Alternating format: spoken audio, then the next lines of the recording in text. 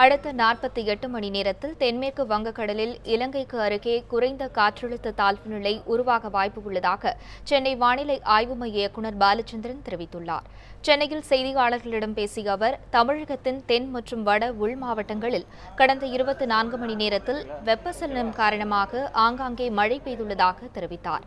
இதில் அதிகபட்சமாக சேலம் மாவட்டம் வாழப்பாடியில் 6 சென்டிமீட்டர் மழை பதிவானதாக கூறினார்.